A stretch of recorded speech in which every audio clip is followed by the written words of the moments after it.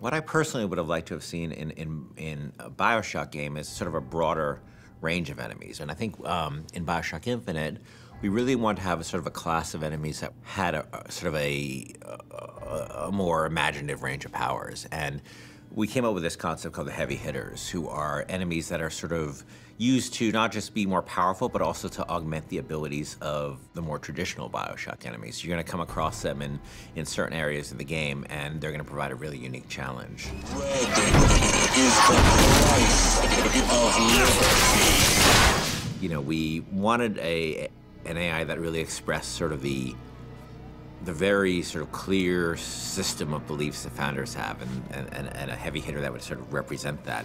And the Motorized Patriot is sort of the embodiment of that. And they came up with this idea of this creepily motorized, like Hall of Presidents animatronic George Washington. It was specifically the face, specifically this weird, like, porcelain child dolls, you know, poor rendering of George Washington.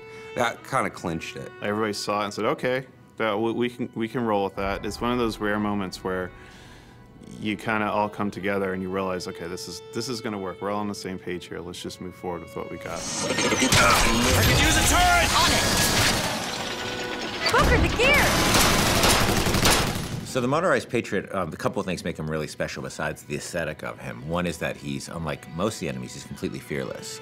He doesn't have a sense of self-preservation, so he'll just keep coming at you and coming at you and coming at you. You know, despite the fact that you face many different kinds of enemies in this game, you clearly can't reason with this one. He's just gonna keep coming forever, you know? He is sort of a clockwork Terminator. The other cool thing about him, he's got this Gatling gun called a peppermill. But once you destroy the Patriot, Booker can actually go pick up the peppermill and actually use it as a heavy weapon. And that's the only place he can get it, was from a destroyed Motorized Patriot. I mean, I also like that, you know, as he starts to take serious damage, his head he actually loses the Washington mask, and it reveals his sort of metal skeleton underneath.